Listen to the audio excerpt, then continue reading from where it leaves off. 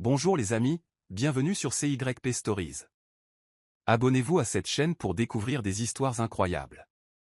N'oubliez pas d'aimer et de partager. N'hésitez pas à nous laisser un commentaire.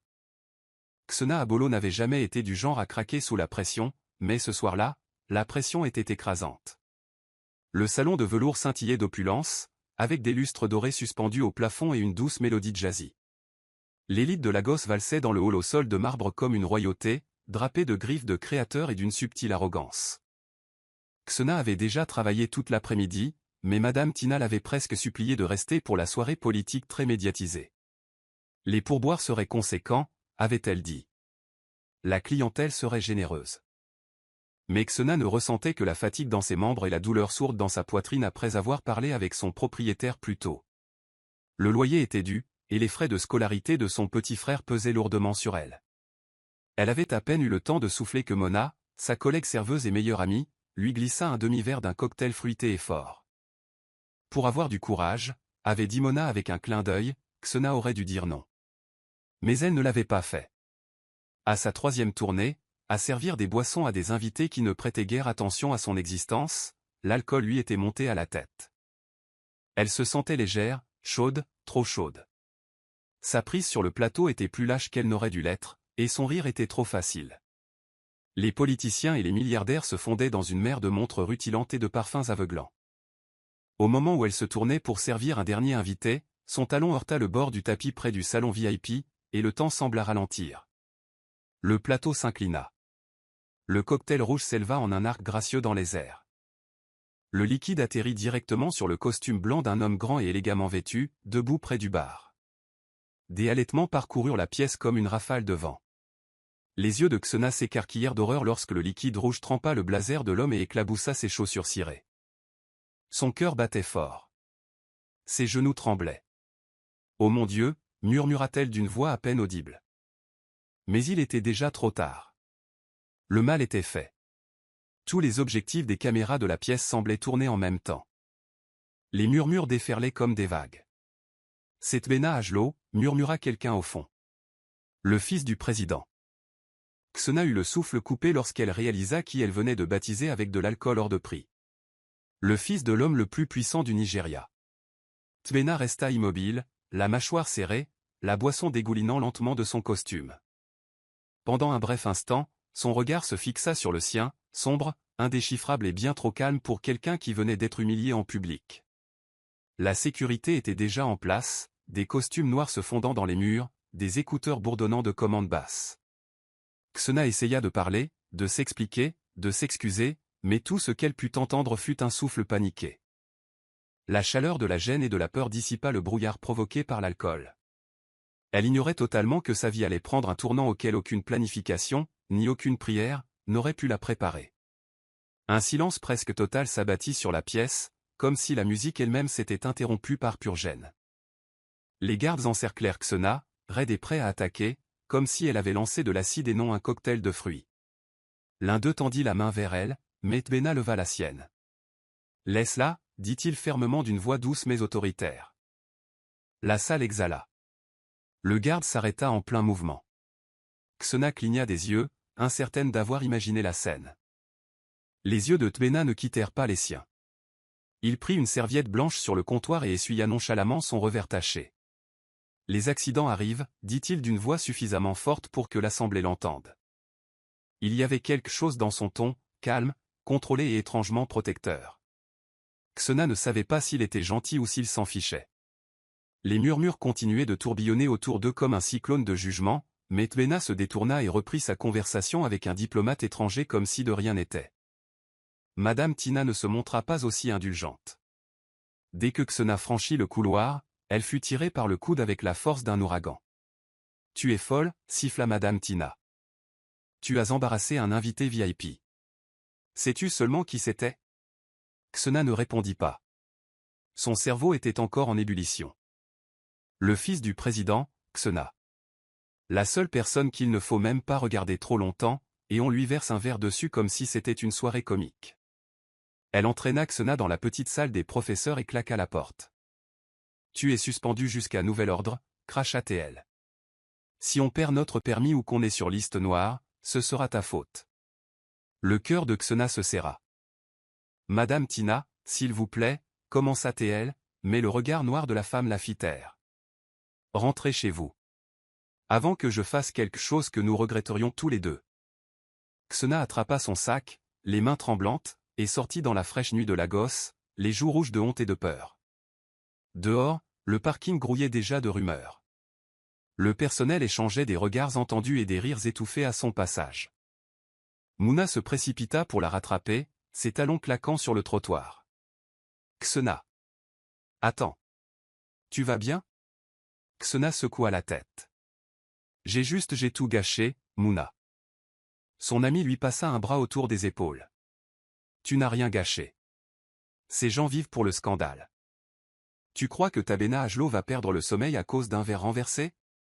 Xena eut un petit rire timide. J'espère que non.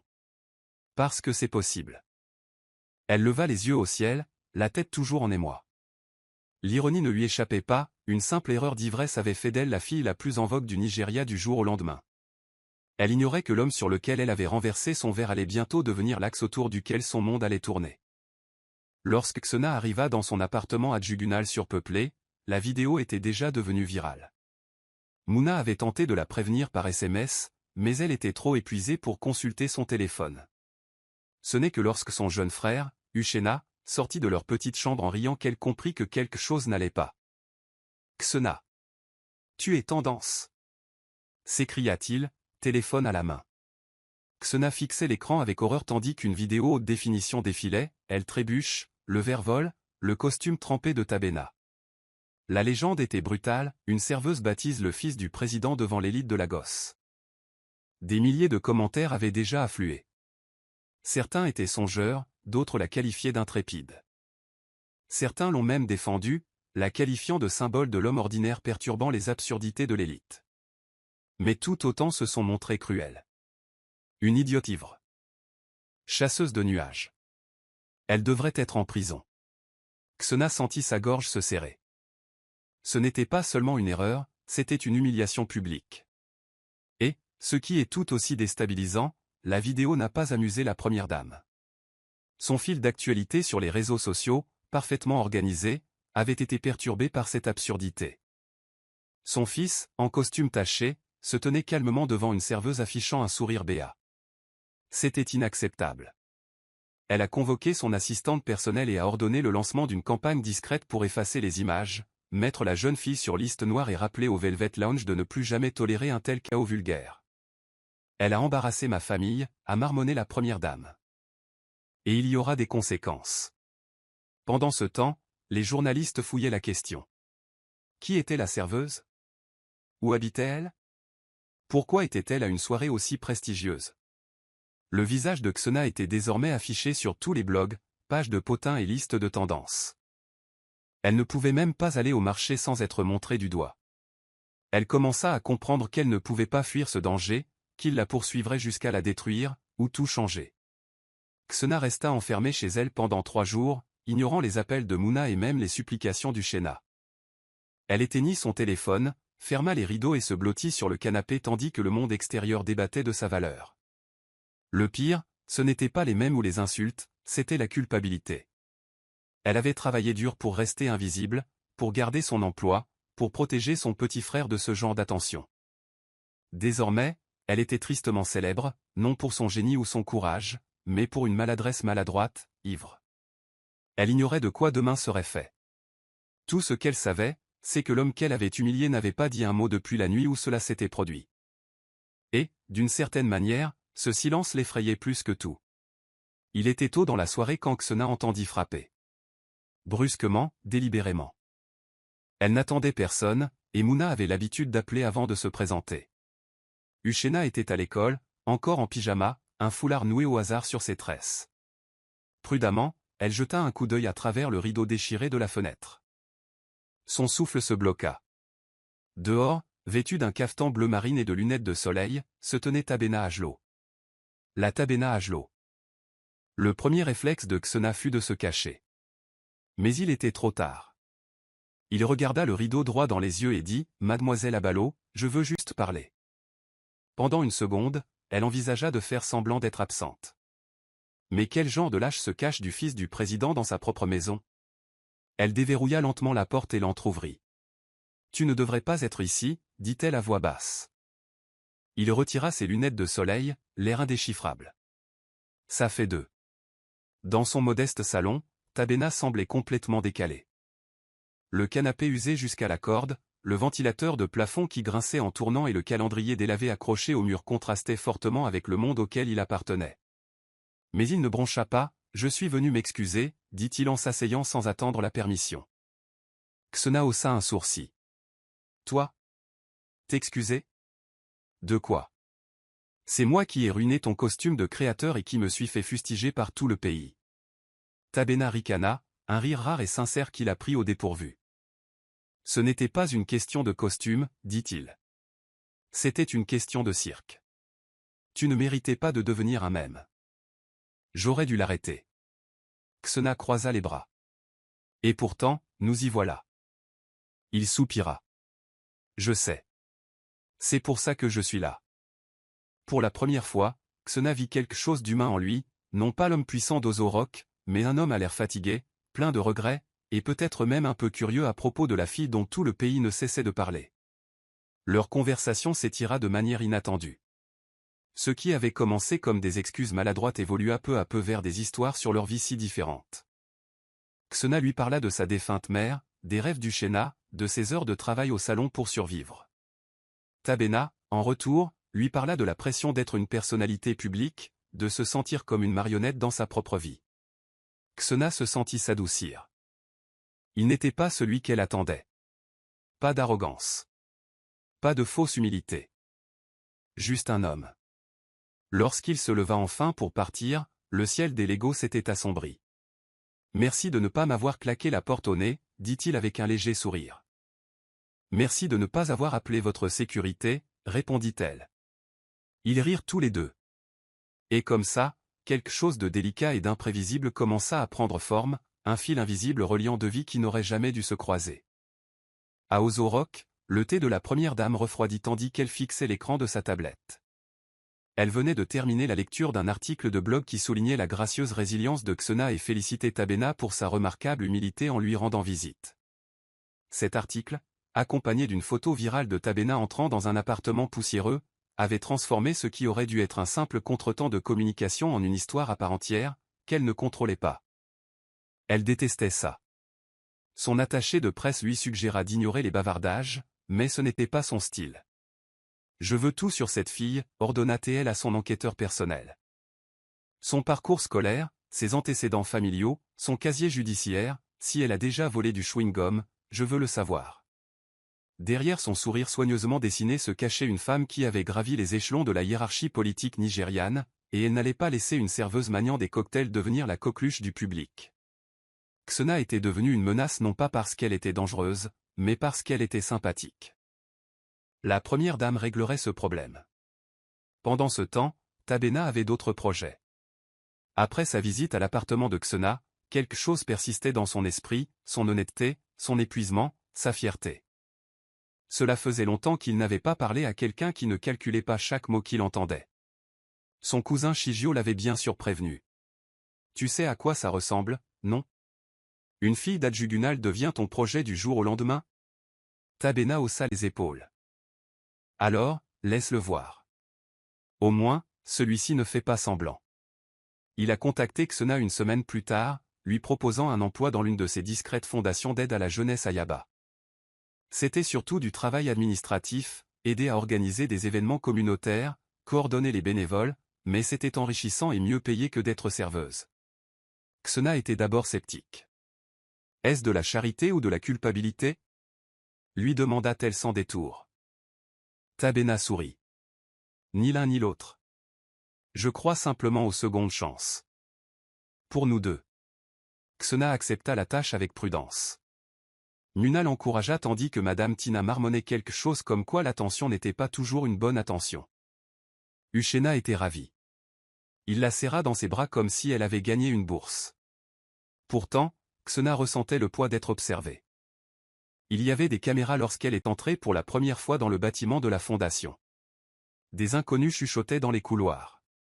Des bénévoles lui jetaient des regards furtifs comme si elle était un personnage de feuilleton. Elle a travaillé dur pour prouver qu'elle n'était pas là à cause de la personne sur laquelle elle avait renversé son verre. Et quand elle a demandé à Tabena, lors d'un bref trajet en ascenseur, « Pourquoi moi ?», il a simplement répondu « Tu es réel. » C'est rare dans mon monde. Ce qu'aucun d'eux ne savait, c'est que tandis qu'un fil les rapprochait, un autre se dénouait déjà en coulisses, discrètement, délibérément, et avec la précision que seule une personne comme la première dame pouvait orchestrer. Xona s'adapta lentement à son nouveau rôle au sein de la fondation. Le bâtiment lui-même était modeste, niché entre une école délabrée et un parking bruyant, mais sa vocation était noble. Elle fournissait des livres, des repas et un accompagnement aux enfants défavorisés, une démarche qui la touchait profondément. Elle s'y consacra pleinement, organisant des programmes d'alphabétisation et participant à la planification d'une action médicale à Mussin. Mais les rumeurs ne cessaient jamais. Les bénévoles la traitaient souvent comme une célébrité, et non comme une collègue. Certains la respectaient. D'autres lui en voulaient, la considérant comme une jolie femme sur un scandale. L'attention était scrutée. Et malgré les assurances de Tabena, qui la désirait par passion, il était devenu visiblement distant. Ils interagissaient rarement en personne, et lorsqu'ils le faisaient, il semblait prudent, comme quelqu'un marchant sur un fil au-dessus de la lave. C'était déroutant, d'autant plus qu'elle avait senti une étincelle entre eux lors de cette longue conversation dans son appartement. À la maison, les choses n'étaient pas plus simples. Uchenna avait commencé à subir d'étranges moqueries à l'école. Un groupe de lycéens l'ont coincé pendant le déjeuner, le traitant de demi-frère de la première dame pour plaisanter. Il en a ri, mais Xona voyait bien que cela le dérangeait. Un soir, il lui a demandé « Z, es-tu célèbre maintenant ?» Son cœur s'est brisé. « Non, mon chéri. Je travaille juste dans un nouvel endroit. » Mais comment pouvait-elle expliquer à un enfant de 12 ans que sa vie était devenue un drame national? Elle a commencé à l'accompagner elle-même à l'école, même si cela impliquait de se lever plus tôt que d'habitude. Les médias avaient commencé à rôder près de leur rue. Des blogueurs frappaient à leur porte avec de faux uniformes de livreurs, espérant une citation ou une photo. Xona était terrifiée à l'idée de faire un faux pas qui pourrait affecter son frère. Sa vie ne lui appartenait plus. Chaque pas, chaque sourire, chaque silence était désormais scruté à la loupe. Pendant ce temps, Tabena restait un mystère. Il envoyait des courriels polis concernant son travail et, de temps en temps, des nouvelles par SMS, mais il évitait clairement toute apparence de favoritisme. Xona comprenait, mais cela la stupéfiait. Lorsqu'elle l'a finalement confronté après une réunion du conseil d'administration, il avait l'air sincèrement peiné. « Si je te parle trop souvent, ils diront que je t'utilise. Sinon, ils diront que je t'ai abandonné. » Xona croisa les bras. « Alors, qu'en dis-tu, Tabena ?» Il soupira. « Moi, je dis que c'est plus dur que je ne le pensais. » Ils restèrent un moment silencieux avant de se séparer. Xona se sentait plus seule que jamais, coincée entre deux mondes qui refusaient de l'accepter telle qu'elle était. Il ne s'agissait plus seulement de faire ses preuves. Il s'agissait de survivre sous les projecteurs et de préserver sa santé mentale. Dès sa 3e semaine de travail, le nom de Xona n'était plus seulement un terme tendance. Il était devenu une obsession pour les blogs people et les tabloïds en ligne. Une publication la surnommait « Cendrillon du Nigeria », tandis qu'une autre la surnommait ironiquement « Cocktail Climbé ». Les spéculations allaient bon train. Sortait-elle avec Tabena? Avait-elle été placée au Velvet Lounge pour le séduire? Était-elle préparée à devenir une marionnette politique? Plus Xona essayait de faire profil bas, plus le bruit s'amplifiait. Un matin, une photo floue apparut, montrant Tabena et Xona riant ensemble devant le portail de la fondation. L'instant avait été anodin. Il lui avait raconté une blague sur un de ses anciens professeurs, et elle avait ri sans se rendre compte que quelqu'un la regardait. Mais maintenant, Internet était en feu. Sont-ils vrais ou ne sont-ils pas vrais, titrait un journal. Xona fixait la photo, incrédule. « Je ne peux même plus rire », murmura-t-elle. Elle a confronté Tabena à la fondation l'après-midi même. « Pourquoi ne dis-tu rien ?» a-t-elle demandé, la frustration débordante. « Il me déchire là-bas. » Tabena leva les yeux de son ordinateur, visiblement lasse. « Parce que si je dis quelque chose, ça ne fera qu'empirer. Si je nie, ils diront que j'ai honte de toi. Si je le confirme, ma mère déclarera la guerre. » Xena cligna des yeux. Alors je suis juste censé être ton ami invisible? Il se pencha en arrière. Xena, j'essaie de te protéger. Alors protège-moi comme quelqu'un qui compte, rétorqua-t-elle avant de partir en trombe. Cette nuit-là, elle n'arrivait pas à dormir. La confrontation avait réveillé quelque chose en elle. Pas seulement une tension amoureuse, mais une douleur plus profonde, née du fait d'être constamment sous-estimée dans chaque pièce où elle entrait. Et elle n'arrivait pas à savoir si Tabena était différente. Quelques jours plus tard, ils assistèrent ensemble à une collecte de fonds pour une fondation. C'était une élégante réception sur un toit avec vue sur l'île de Lagos. Xena portait une robe empruntée à la cousine de Luna, ses cheveux étant coiffés en un chignon élégant. Tabena arriva en retard, mais en la voyant, son expression s'adoucit. Ils s'assirent ensemble sur un banc rembourré, à moitié caché par des palmiers en pot. « Tu es radieuse, dit-il doucement. Xena sourit malgré elle. « Ne dis pas ça si tu ne le penses pas. »« Je ne le ferai pas, répondit-il. L'instant perdura, chargé d'un non-dit. Les flashs des appareils photo s'allumèrent au loin, mais aucun d'eux ne bougea. C'était la première fois depuis l'incident de la boisson renversée que Xena s'autorisait à croire que quelque chose de beau pourrait naître de ce chaos. Mais même dans ce silence rêveur, elle savait qu'il n'y avait pas de guerre à mener, et la bataille la plus dangereuse se déroulait au sein même de la villa présidentielle. Xena ne s'attendait pas à être convoquée à Ozorok. Elle crut à une farce lorsqu'elle reçut l'enveloppe blanche, bordée d'or et scellée du blason officiel. Au début, elle rit, puis paniquait. Nuna lui conseilla de ne pas y aller, prévenant qu'il pourrait s'agir d'un piège. Mais la curiosité l'emporta. Elle s'habilla de façon classique et prit un taxi, le cœur battant à chaque kilomètre. Les gardes du palais l'examinèrent comme un chien errant avant de la conduire dans un salon froid et immaculé. Il n'y eut ni fanfare ni civilité. La première dame entra avec l'élégance d'une femme qui avait maîtrisé le pouvoir. Elle ne s'assit pas. Elle ne sourit pas, alors, « C'est toi la fille » dit-elle d'une voix douce comme de la soie. Xena se leva et hocha la tête. Oui, se moquer de Xena Abalo. La première dame la fixa un instant, puis se dirigea lentement vers la fenêtre. « Laisse-moi te simplifier la tâche. Tu n'as rien à faire ici, dit-elle. Ce monde, mon fils, les caméras, les gros titres, te dévoreront. Et croyez-moi, quand ce sera fait, il ne restera plus rien pour y retourner. » Xena resta figée, les doigts crispés dans le dos. « Je n'ai rien demandé de tout ça, dit-elle d'une voix douce mais ferme. Non, mais tu n'as certainement pas laissé filer le moment venu, répondit la première dame en se tournant vers elle. Tu es intelligente. Je te l'accorde. Mais ne confonds pas gentillesse et acceptation. Je sais que les filles t'aiment. Joli. Pauvre.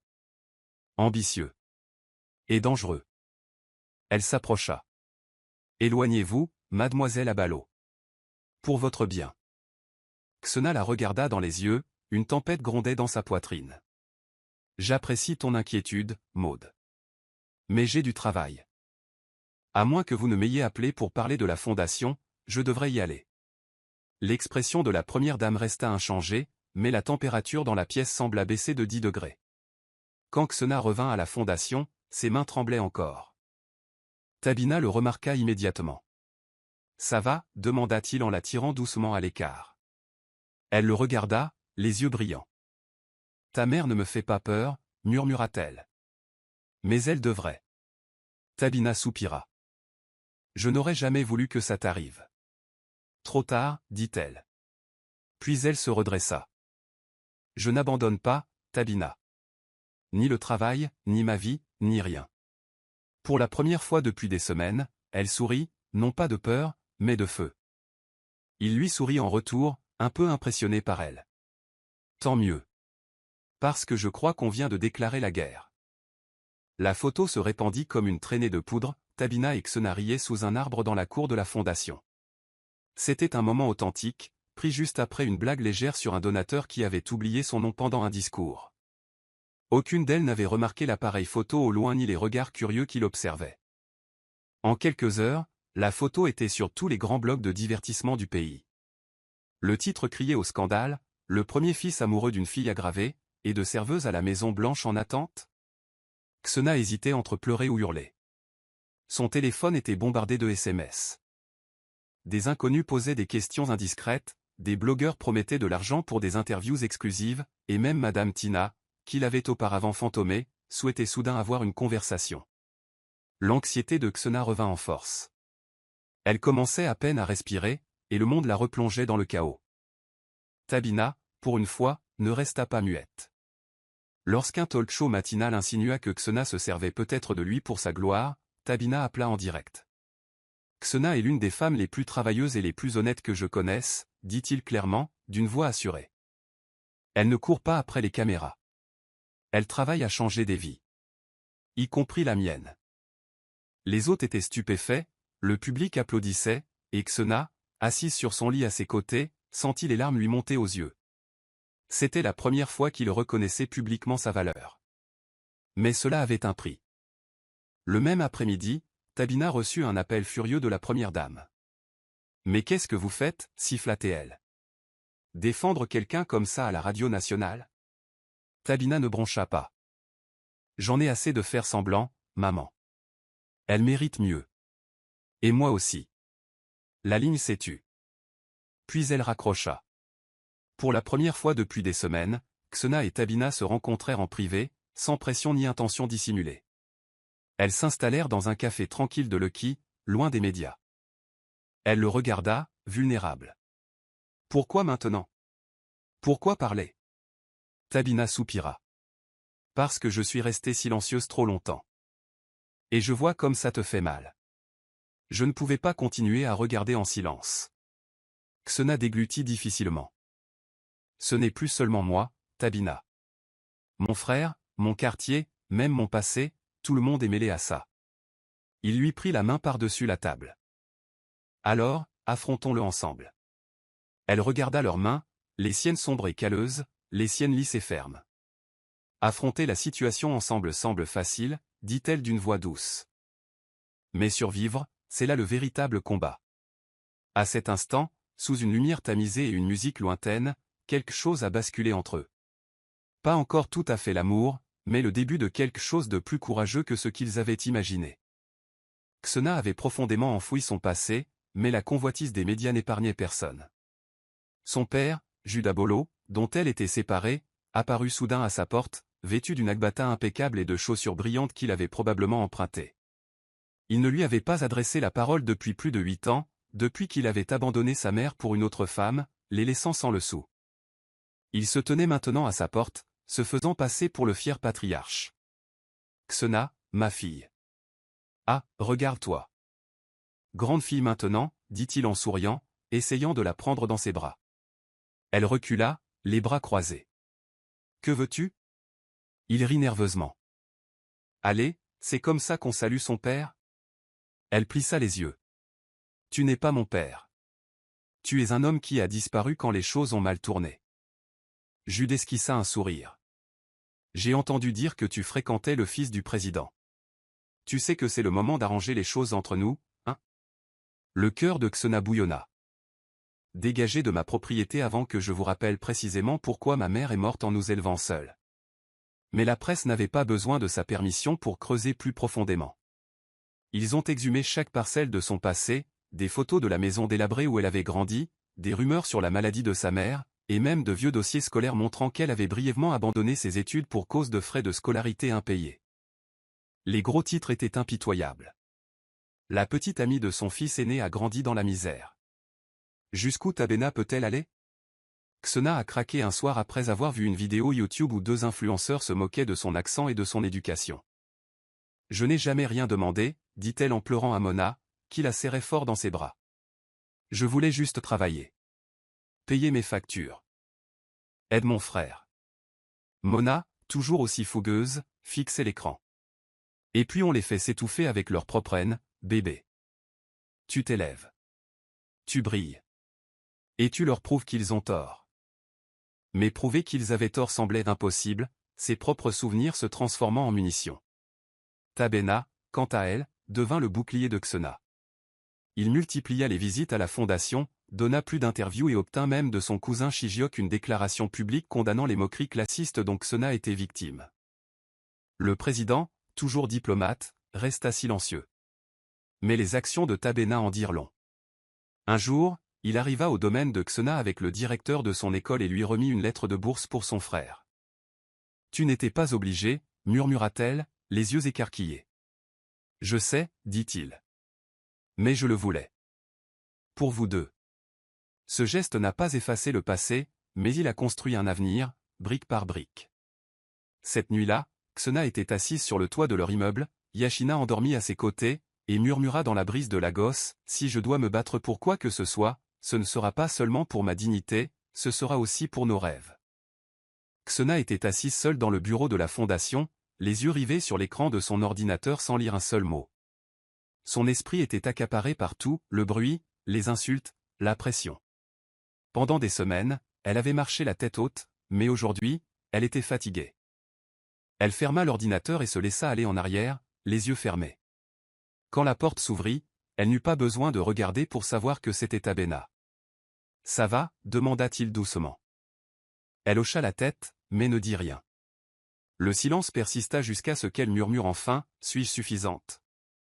Tabena fronça les sourcils. « Que veux-tu dire ?» Elle se tourna vers lui, le regard vitreux. « Pour ton monde. Pour tout. Suis-je assez grande pour un homme qui porte des costumes valant plus cher que mon loyer ?» Il s'avança, mais elle leva la main. « Je sais ce que les gens disent. Que je ne suis qu'une œuvre de charité. Un projet. Une phase. » Sa voix se brisa. Peut-être qu'ils ont raison. L'expression de Tabena s'adoucit, mais sa mâchoire était tendue. « Tu crois que je fais ça par pitié ?» demanda-t-il. « Non, répondit-elle. Mais parfois, j'ai l'impression que la seule façon de comprendre tout ça, c'est que ce soit moi qui sois sauvé. » Il s'assit à côté d'elle. « Xena, je ne veux pas te sauver. Je veux être à tes côtés. Mais si tu ne crois pas en toi, si tu continues à laisser leur voix couvrir la tienne, tu te sentiras toujours comme un étranger, où que tu sois. » Ses yeux se baissèrent. « Peut-être que je ne suis pas prêt pour tout ça. » Il hocha lentement la tête. « Alors peut-être as-tu besoin de temps pour déterminer à quoi tu es prêt. » Les mots résonnèrent entre eux comme un rideau. Elle hocha la tête et se leva. « Je crois que j'ai besoin d'une pause. De tout cela. Même de toi. » Et d'un seul coup, le lien qu'ils avaient si soigneusement entretenu lui glissa entre les doigts. La semaine suivante, Xena prit congé de la fondation. Elle éteignit son téléphone, cessa de consulter les réseaux sociaux et se concentra uniquement sur Yashina. Elles allèrent à la plage, peignirent leur petit salon et cuisinèrent même ensemble, sans le bruit du monde extérieur. Mais la nuit, elle pensait encore à Tabena, à son rire, à son regard, à sa douceur. Il lui manquait terriblement, mais elle savait qu'elle avait besoin d'espace. Elle notait ses pensées, essayant de comprendre ce qu'elle attendait, non seulement de lui, mais d'elle-même. La vérité l'effrayait, elle l'ignorait. Elle avait passé tant de temps à survivre qu'elle n'avait jamais pu se permettre d'imaginer autre chose. Et maintenant que quelque chose de plus s'offrait à elle, elle ne savait pas comment l'affirmer sans se perdre. Tabena était furieux, mais il le masquait bien. En public, il souriait, donnait des interviews et organisait des événements caritatifs avec une aisance éprouvée. Mais derrière ce calme apparent se cachait un homme qui s'effondrait discrètement. Xena lui manquait plus qu'il ne l'aurait cru. Son sarcasme, son étincelle, son audace lui manquaient. Shigyok essaya de le distraire avec des fêtes et des conférences de presse, mais rien n'y fit. Le président le convoqua alors. « Tu m'accompagneras au Forum économique des Nations Unies à Paris », dit-il d'un ton définitif. Tabena ne protesta pas. Il était plus facile de courir à l'autre bout du monde que de rester assis à Lagos, impuissant. Pendant le vol, il s'assit près du hublot, regardant les nuages défiler, ne pensant qu'à elle. À Paris, au milieu de l'opulence des diplomates et des dignitaires, il se sentait plus seul que jamais. Lors d'une réception sur un toit, au son des violons, il tapa et retint un message à Xena. Il finit par le supprimer. De retour chez elle, Xena reçut une enveloppe contenant 2 billets d'avion pour Paris, en première classe. Le mot à l'intérieur était écrit à la main, « Viens avec moi. » Ni comme accessoire, ni comme un scandale. Tout comme toi. Elle le fixa longuement. Nuna hurla d'excitation. « Ma fille, es-tu folle ?» Dis oui. Mais Xena ne bougea pas. Elle se dirigea vers la fenêtre et regarda les rues d'Adjugunal. Je veux y aller, dit-elle doucement. Mais pas comme ça. Je ne veux pas être une ombre sous les projecteurs. Pas encore. Elle plia le mot et le glissa dans son journal. Elle ne répondit pas. Quelques jours plus tard, lors du gala parisien, un journaliste a demandé à Tabena, « Votre mystérieuse compagne vous accompagnera-t-elle » Il a souri faiblement. Ce n'est pas une mystérieuse. Elle a juste le courage de vivre sa vérité, même si cela implique de m'éloigner de la mienne. Xena ne regrettait pas sa décision. Pas vraiment. Elle avait besoin de savoir qui elle était en dehors de la lumière de Tabena. Elle s'est donc portée volontaire dans un centre pour enfants local, peignant les murs et lisant des livres à des enfants qui lui rappelaient Uchena. Le bruit autour d'elle s'est progressivement estompé. Ici, pas de caméra, pas de blog, pas de murmures, juste des rires, des crayons et de la guérison. Un jour, une petite fille tira sur sa manche et dit « Ma tante, tu ressembles à une princesse. » Xena sourit. « Je ne suis pas une princesse, ma puce. Je suis juste quelqu'un qui se soucie des autres. » La fille haussa les épaules. « C'est ce qui fait de toi une princesse. » Et soudain, quelque chose changea. Xena réalisa qu'elle n'avait pas besoin de palais ni de demande en mariage pour compter. Elle avait seulement besoin d'un but et du courage de définir sa propre valeur dans un monde qui essayait sans cesse d'écrire son histoire à sa place. Xena avait toujours cru que la force de sa mère était celle du calme, celle qui ne rugissait pas, mais qui maintenait une famille unie comme du ciment. Dans les semaines qui suivirent le départ de Tabena pour Paris et sa décision de se retirer des médias, Xena commença à aspirer à ce genre de silence apaisant. Un après-midi, alors qu'elle flânait à Surelier, elle tomba sur une vendeuse de nattes tissées à la main sous un manguier géant. Quelque chose dans son visage la toucha. La femme leva les yeux et sourit. « Tu ressembles comme 2 gouttes d'eau à ta mère, Adéyébi, dit-elle doucement, et Xena se figea. « Tu la connaissais » demanda-t-elle. « Je la connaissais » répondit la femme en se présentant comme Mama F, la meilleure amie de sa mère à l'école d'infirmière. Elle ne s'était pas parlé depuis le décès de sa mère, des années auparavant, mais à cet instant, ce lien était comme un pont vers une part oubliée d'elle-même. Xena se retrouvait à retourner dans la petite boutique de cette femme presque tous les 2 jours, avide d'histoire, de sagesse et du rappel qu'elle venait de quelque chose de plus profond que le scandale. Mama F dégageait une chaleur qui n'était pas performative. Ses paroles étaient chargées, non pas d'autorité, mais d'expérience. Elle racontait à Xena la force de sa mère, les combats qu'elle avait menés pour élever seule ses enfants et la dignité qu'elle avait conservée malgré la pauvreté. « Ta mère ne mendiait pas pour appartenir à la famille, » dit-elle un matin alors qu'elles épluchaient des oranges ensemble. Elle savait qui elle était. Et c'est ce qui effrayait les gens.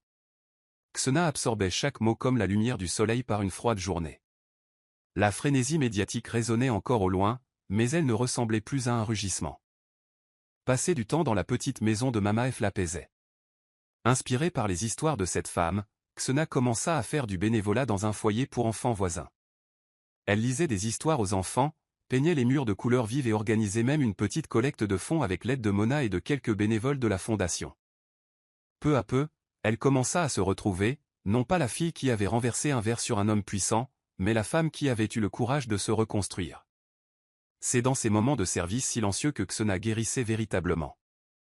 Les enfants lui rappelaient Xena, leur rire résonnait à ses oreilles comme de la musique. Une fille, Amaka, lui serrait la main à chacune de ses visites. « Tante Xena, as-tu des pouvoirs magiques » demanda-t-elle un jour avec la sincérité innocente que seul un enfant peut posséder. Xena sourit. « Pourquoi dis-tu ça » La petite fille haussa les épaules. « Parce que tu fais sourire tout le monde quand tu viens. » Cette nuit-là, Xena pleura, non pas de tristesse, mais de soulagement. Elle réalisa alors que la guérison n'était pas toujours bruyante ou linéaire. Elle résidait dans la constance à se montrer présent et à faire quelque chose de significatif, même lorsque le monde essayait de vous définir par vos pires moments. Bien que Tabena fût loin et que son nom figurât encore sur les blogs People, Xena comprit enfin sa valeur. Elle n'avait pas besoin de la validation d'un palais ni d'une conférence de presse. Son objectif était suffisant, et elle était enfin prête à l'assumer. De retour à Abuja, la première dame était loin d'être inactive. Son dernier projet consistait à organiser un dîner privé entre Tabena et Ifeoma Okonjo, la fille de l'ambassadeur du Nigeria aux Nations Unies. Ifeoma représentait tout ce que la première dame désirait chez une belle fille, diplômée à l'étranger, raffinée, riche et, surtout, politiquement aisée. Tabena, tout juste rentré de Paris et mentalement épuisé, ne fut pas surpris d'être conduit dans une salle à manger éclairée aux chandelles et de trouver Ifeoma qui l'attendait, le sourire aux lèvres. « Tu ne m'as pas dit que c'était un piège » dit-il à sa mère au téléphone, la voix glaciale.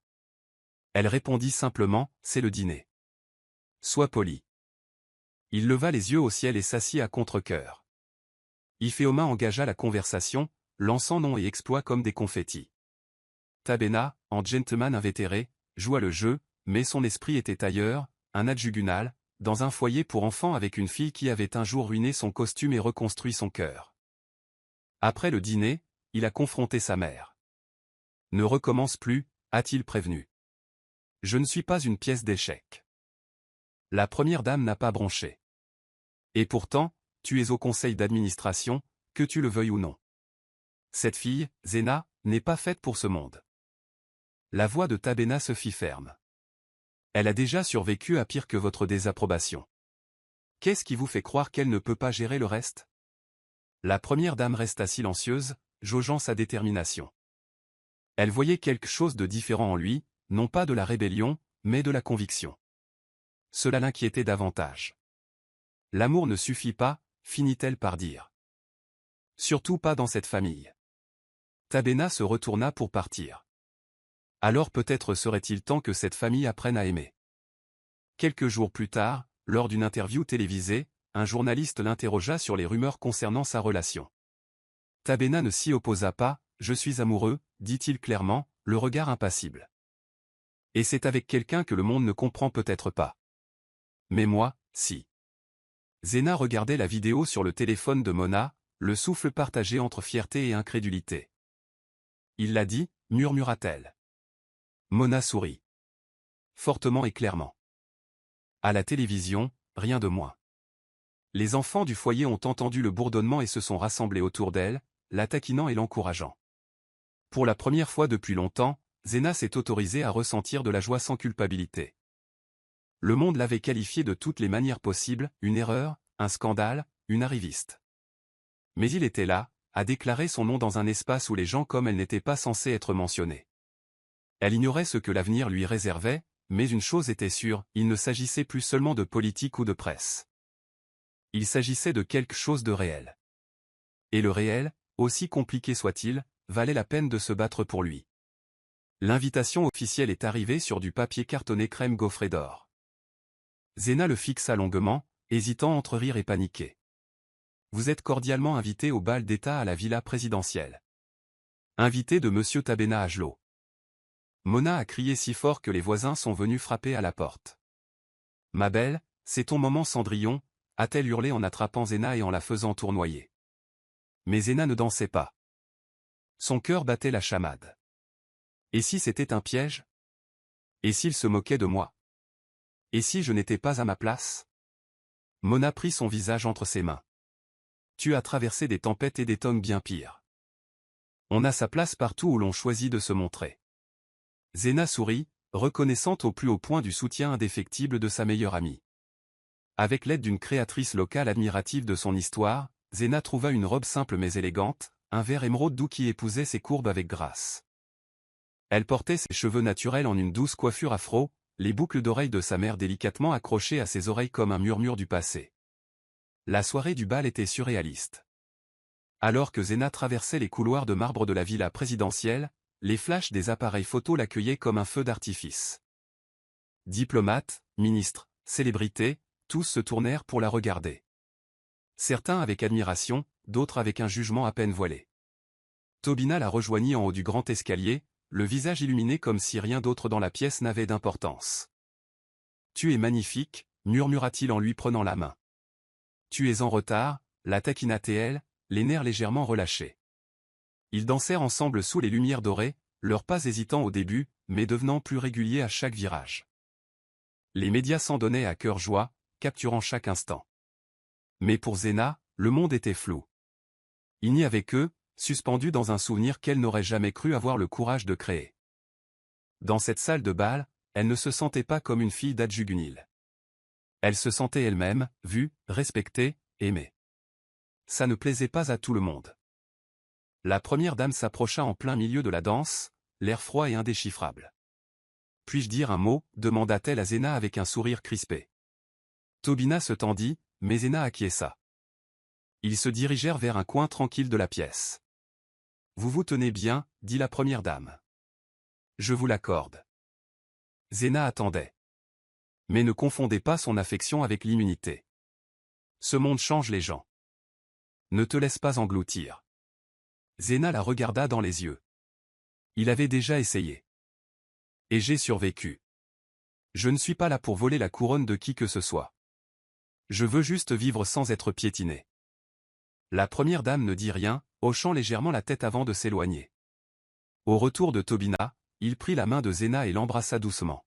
« Fier de toi, dit-il. » Et à cet instant, elle réalisa que le combat n'était pas terminé, il ne faisait que commencer. Mais pour la première fois, elle s'avançait dans le feu la tête haute. Tandis que le bal se poursuivait, des murmures résonnèrent dans la grande salle. Certains invités observaient Zena avec une admiration à peine dissimulée, tandis que d'autres claquaient la langue et marmonnaient leur désapprobation. Les épouses de ministres échangeaient des regards, quelques personnalités mondaines ricanaient, et la presse étrangère commençait à reconstituer les gros titres avant même que le dessert ne soit servi. Mais Zena ne reculait pas devant l'attention. Elle souriait poliment, répondait aux questions avec grâce et dansait avec Tobina comme si elle était née sur un sol en marbre. Pourtant, en entrant dans les toilettes pour une pause, elle entendit deux femmes murmurer derrière le miroir doré. Elle avait dû faire quelque chose pour le piéger.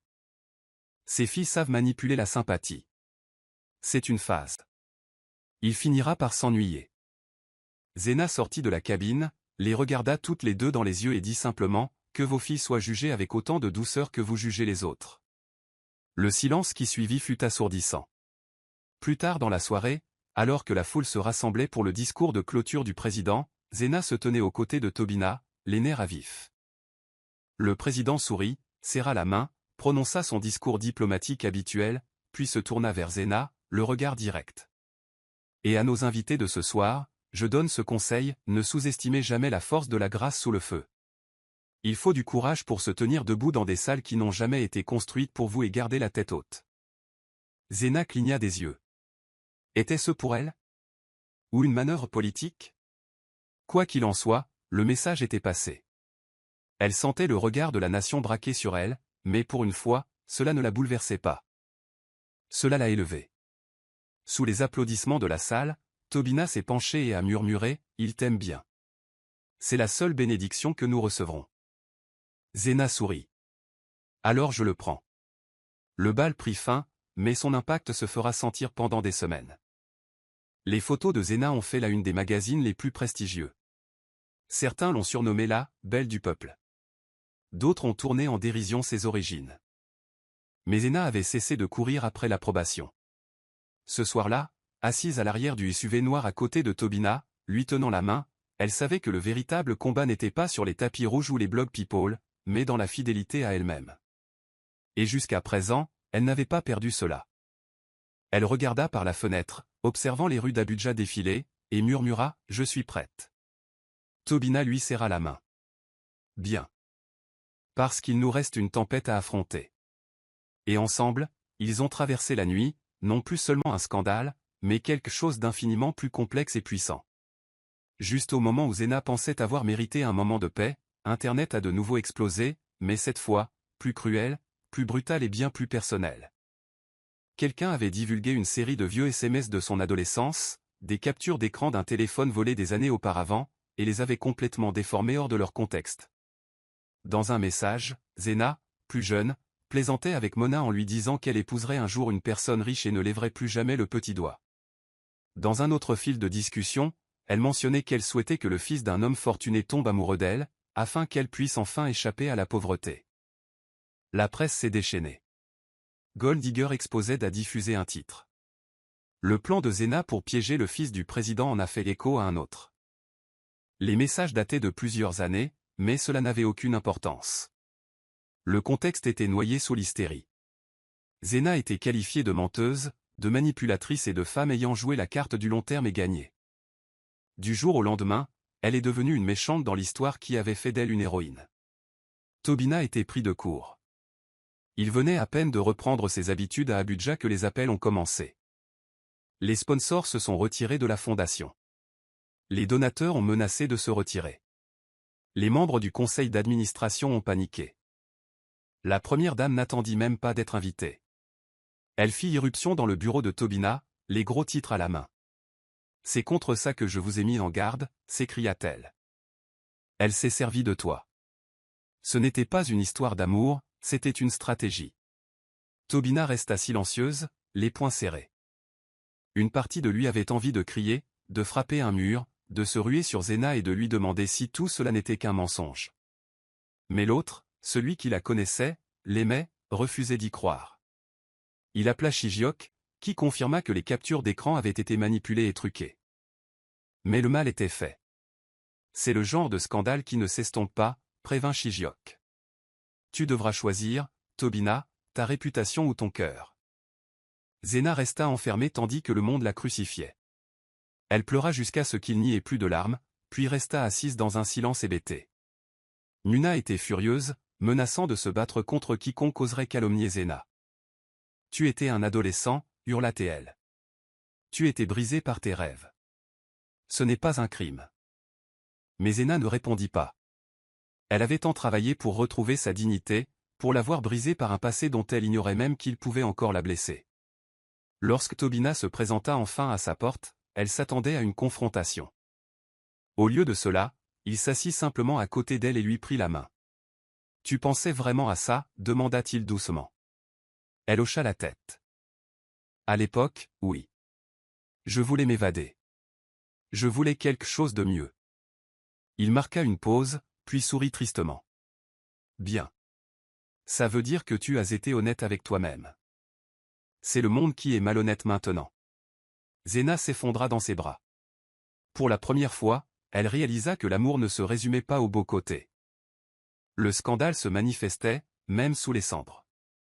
Les retombées du scandale ne se sont pas limitées aux gros titres. La Fondation pour la jeunesse de Tobina a commencé à perdre du soutien. 2 sponsors clés, craignant la tension politique, ont retiré leur financement. Des événements ont été annulés et des campagnes ont été bloquées. Tobina a tenu des réunions d'urgence avec le conseil d'administration, mais la tension était indéniable. Cette fille est désormais toxique, a déclaré un membre du conseil. Il faut prendre ses distances, sinon on risque de tout détruire. Tobina fixa l'homme un long moment avant de répondre, peut-être que cet endroit n'était pas construit sur les valeurs que je croyais. Ses paroles firent froid dans le dos. Ce soir-là, il retourna à son appartement, s'assit au bord de son lit et remit tout en question. Son amour pour Zena valait-il le prix de tout ce qu'il avait construit? Et pourtant, lorsqu'il imaginait sa vie sans elle, le vide lui semblait plus étouffant que l'échec. Il connaissait déjà sa réponse. Il resterait à ses côtés, même si cela impliquait de tout recommencer. Zena, cependant, avait pris sa propre décision. Elle s'était présentée à la fondation sans prévenir, était entrée directement dans le bureau de Tobina et lui avait remis une enveloppe contenant sa lettre de démission. Non, dit-il aussitôt. Mais elle leva la main. Laisse-moi finir. Sa voix était ferme. Je n'abandonne pas. Je protège ce que tu as construit. Si je reste, ils continueront à te déchirer. Je ne laisserai pas faire. Tobina se leva, le cœur battant. Zena, je me fiche des donateurs. Ni de la presse. Ce qui m'importe, c'est la vérité. Et la vérité, c'est que je ne veux pas de ça sans toi. Elle sourit tristement. Alors bats-toi pour ça. Mais fais le sang que je te tire vers le bas. Ils restèrent silencieux un long moment avant qu'il ne murmure enfin, je les reconquérai. Et quand j'y serai parvenu, je viendrai te chercher. Zena hocha la tête, les larmes aux yeux. Alors j'attendrai. Les semaines qui suivirent furent une véritable épreuve. Tobina a lancé une campagne intitulée « Retour au but », rappelant au public la mission première de la Fondation, aider les jeunes à s'épanouir quelles que soient les circonstances. Il a utilisé les réseaux sociaux, publié des vidéos, accordé des interviews et partagé des témoignages de résilience, dont le sien. Pendant ce temps, Zena a repris son bénévolat à temps plein au foyer pour enfants, la tête basse. Elle se tenait à l'écart des réseaux sociaux, ignorait les blogs et se concentrait uniquement sur son objectif. La nuit, Tobina lui manquait, mais sa détermination ne faiblissait jamais. Elle ne voulait pas être secourue. Elle voulait être digne. Et même dans le silence qui les régnait, elle croyait que quelque chose de plus fort se construisait, un amour qui n'était ni clinquant ni parfait, mais éprouvé, tempéré et authentique. Tout a commencé par une courte vidéo. Un passant a filmé Zeina en train d'aider un garçon malade qui s'était effondré près du foyer pour enfants. L'enfant était pris de convulsions et sa mère paniquait. Zeina a réagi rapidement, elle l'a allongé sur le côté, a appelé une ambulance et est restée auprès de l'enfant jusqu'à l'arrivée des secours. La vidéo, d'une durée de moins de 2 minutes, témoignait du leadership serein et de la gentillesse de Zeina. Elle s'est répandue sur les réseaux sociaux comme une traînée de poudre, sans filtre, sans relations publiques, un véritable moment d'humanité. Ce n'est pas une chercheuse d'or, a tweeté un influenceur. Elle est l'or. Le récit a basculé du jour au lendemain. Soudain, la femme traînée dans la boue était saluée comme un symbole de grâce sous le feu. Des célébrités ont republié la vidéo. Des groupes de jeunes ont organisé des campagnes en ligne pour la soutenir. Le hashtag #ZeinaForHope est devenu populaire. Et pour la première fois depuis le scandale, le monde commença à voir Zeina non pas comme un titre, mais comme une héroïne. Tabena observait de loin. Shigio fit irruption dans son bureau, son téléphone à la main. « Mon frère, ça arrive. Les gens se battent pour elle. » Tabena parcourut les commentaires, les yeux embués. « Je savais qu'il finirait par le voir, » murmura-t-il. Cet après-midi-là, il fit une apparition publique lors d'une conférence universitaire où il devait intervenir. Au milieu de son discours, il marqua une pause, regarda la foule et dit « Nous passons trop de temps à juger les gens sur les chapitres que nous lisons. Mais parfois, la véritable histoire commence après la tempête. » La foule a applaudi à tout rompre. Les journalistes ont insisté pour obtenir des réponses. « Est-ce à propos de Zeina Abalo ?» demanda l'un d'eux. Tabena sourit. « Ça a toujours été à propos d'elle. » Il quitta la scène sans un mot. Son message était suffisamment fort. L'homme qui se tenait à ses côtés dans l'ombre le faisait maintenant sous les projecteurs. Pendant ce temps, Zeina rentrait chez elle ce soir-là et trouvait une foule rassemblée devant son immeuble. Des voisins, des inconnus, et même des étudiants brandissant des pancartes faites main. On pouvait y lire « Merci d'être notre voix ». Une autre dit « Nous croyons en toi, Zeina ». Elle se serra la poitrine, bouleversée. Mona courut vers elle en souriant. « Ma fille, tu es la reine du peuple maintenant. » Zeina rit à travers ses larmes. « Je ne veux pas être reine, dit-elle. Je veux juste être à ma place. » Un journaliste s'est frayé un chemin à travers la foule. Mike s'est étiré. « Que veux-tu dire à ceux qui ont douté de toi ?» Zeina regarda la caméra et répondit « Je ne les blâme pas. Mais j'espère qu'ils apprendront que le vrai pouvoir ne vient pas du privilège. Il vient du choix de s'élever, même quand le monde veut rester en bas. » Et à cet instant, le monde ne vit pas seulement une serveuse, mais une femme qui, étape après étape, avait gagné sa place dans l'histoire. La salle était petite, intime, bien loin du faste de la villa présidentielle. C'était le centre communautaire de la fondation, fraîchement rénové grâce aux dons du public en réponse à la campagne #ZeinaForHope. Bénévoles et jeunes se sont rassemblés, beaucoup portant des t-shirts sur lesquels était écrit « Rise like Zeina ». Tabena était sur scène, vêtu simplement d'une chemise noire et d'un pantalon, sans costume, sans peau. Il a brièvement pris la parole, remerciant la communauté, les donateurs et l'équipe. Puis il s'est tourné vers la foule et a dit « Il y a encore une personne que je veux remercier. » Des murmures se sont élevés. Les caméras se sont levées.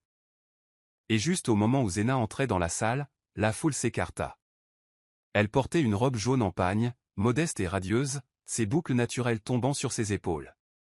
Tabena sourit en s'avançant vers lui. « Zeina Abalo, dit-il, tu as commencé ce parcours comme serveuse. Le monde a essayé de te confiner dans cette case.